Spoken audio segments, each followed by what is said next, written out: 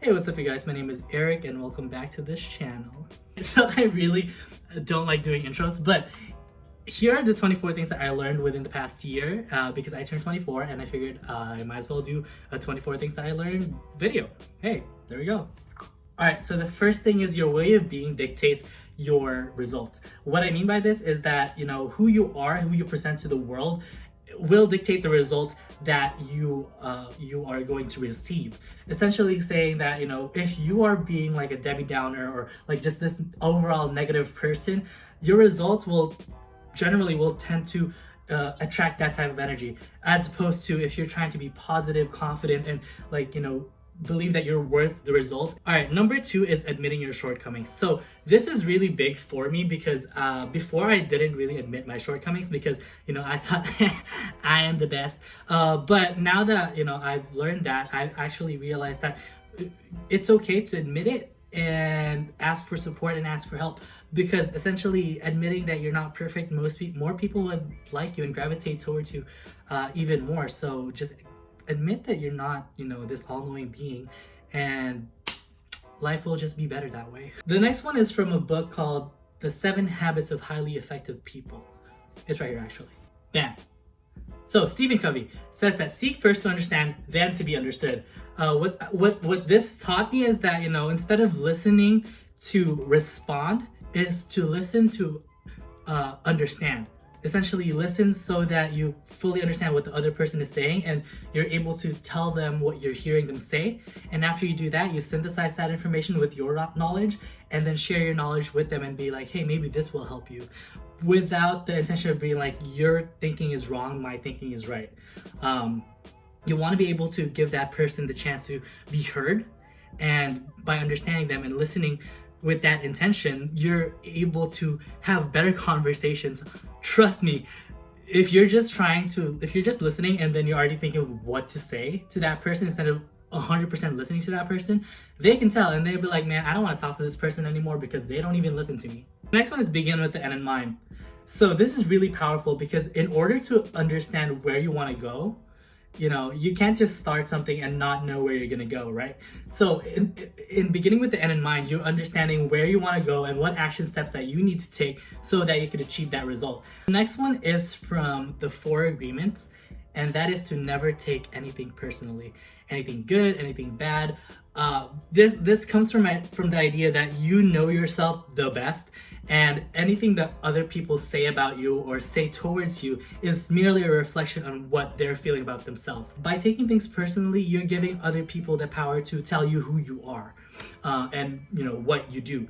So by giving them that power, you're just essentially giving it up, and it disempowers you. So in order to separate yourself from taking things personally, understand who you are, and then when listening to feedback from people, maybe take it as with a grain of salt and be like, hey, maybe I am being this negative person, hey, maybe I am doing this right, what else can I do so that I can further that thing that I'm doing right. Next is live within your means. So I learned this because I went into a job, started getting paid, and then didn't live within my means, and then debt happened. So just live within your means. It's pretty simple strategy, literally just thinking like, hey, can I afford this? If not, then probably shouldn't be doing this. Next one is ask for support when you're up against it. So essentially what this states is that, when you're up against something that's difficult, don't be afraid to ask for help. Hey, everyone, people are here to help other people. We're here to bring each other up, not tear each other down. So I learned to ask for support and ask for help, and that helped me gain so many more different perspectives on my situation, and it's honestly gotten me out of a lot of bad places in my life. So ask for support, really important. Number 8 is being open and honest about your conversations. Do I need to say more? So the next one is you define your own success. So essentially you're the one that dictates whether you're successful or not. Don't give other people the power to tell you if you're successful or not. For me, this is coming from a place of I used to believe that social media or whatever, that platform is telling me how successful I am.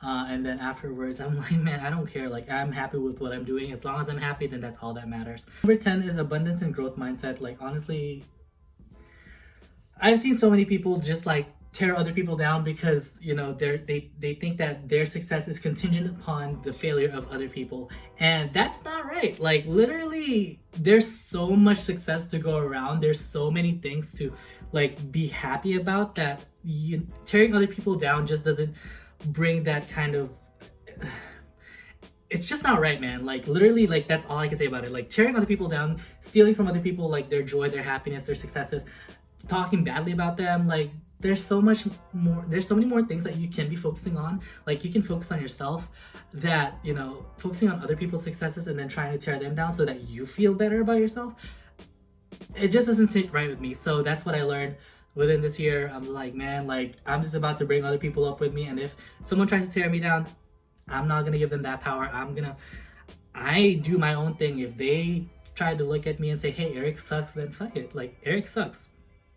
Start the day with gratitude. So this is honestly really powerful because it's whenever I wake up, I just feel like, man, thank you for another day. If you believe in God, Allah, some higher being, then start it with gratitude. Whatever you're grateful for that day. I usually just say, man, thank you for being awake. Thank you for another day, because every day is a freaking gift, man. Like you get to cherish whatever time you have in this world. So might as well be happy about it. The next one is being impeccable with your word. Like when you say something, make sure it gets done. Like if you make a commitment, get that commitment done. If you say you're gonna be there at a certain time, be there at that certain time.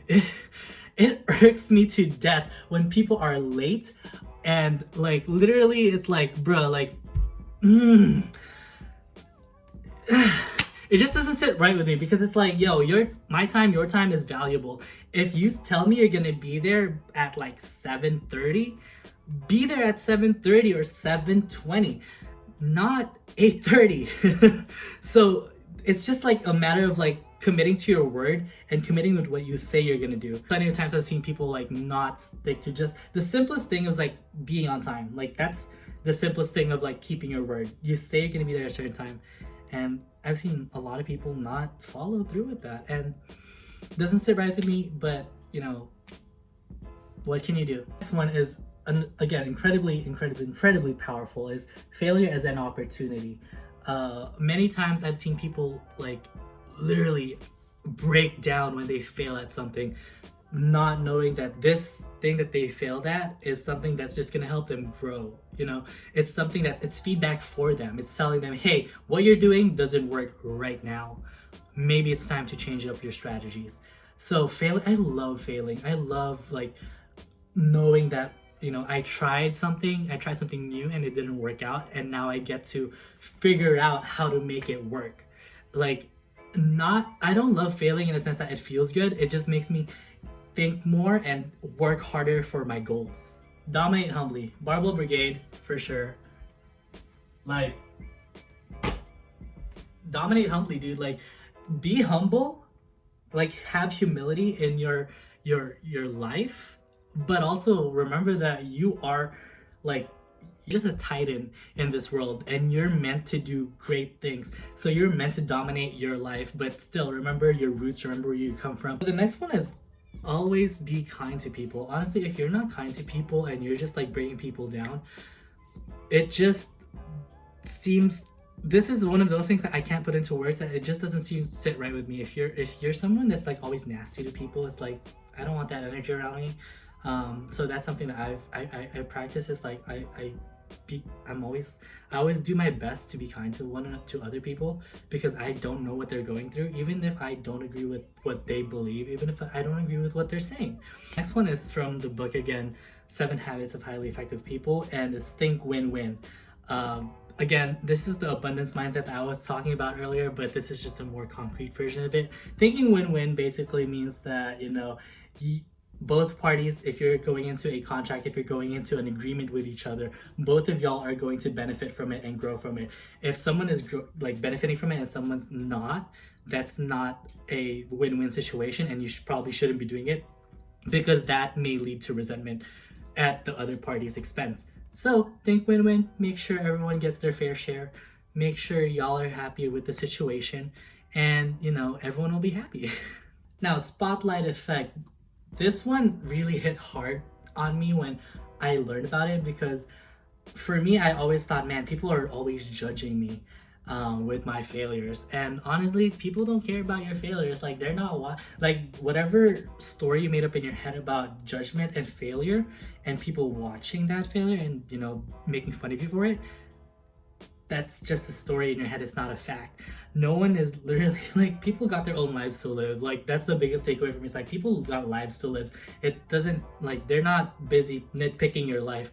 This one I learned at my job, and that's to focus on what you can control and then influence what you can influence.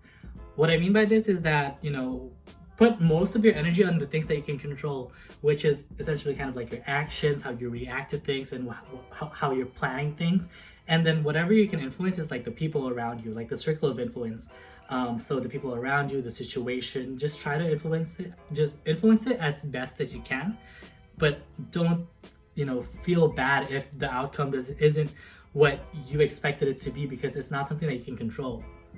It's something that you can influence, but at the end of the day, whatever result comes out is out of your hands. So the next one is be proactive. So take action, prioritize, and just ensure that whatever you're doing with intention in your head, in mind. With this intention, it gives you a sense of purpose. With this purpose, it gives you a sense of motivation, and then discipline comes along. So by being proactive, you're able to practice good habits in setting goals. So being proactive ensures that you're able to follow through with whatever you're saying and whatever you plan for the future. Next one is to focus on your own hustle. Very Gary Vaynerchuk type of mentality, where it's like, focus on you and not other people. Another one is like Gary Vaynerchuk mentality. It's like, happiness is the ultimate goal. Like, for me, happiness is my biggest goal. You know what I'm saying? Like, yeah, being successful is great and all, but if I'm not happy, if I'm not content with what I'm doing, I'm not gonna perform at my best. Next one is show up. Half the battle is showing up. So for me, it's like when I make goals, or when I do things and I'm not feeling it, like at the gym, like if I'm not feeling a workout, half the battle for me is just showing up and being there. So by showing up, I give myself the opportunity to do my best. And if I don't show up to the gym, then I don't give myself that opportunity to train. But if I just show up, then there's a chance that I will do my best, and just doing something instead of nothing is a lot better. The next one is self-awareness. So for me, this is kind of like the 5 love languages, Strengths Finder, and Myers-Briggs test. Like any type of test that gives you insight on how your mind works based off psychology, I'm all for it.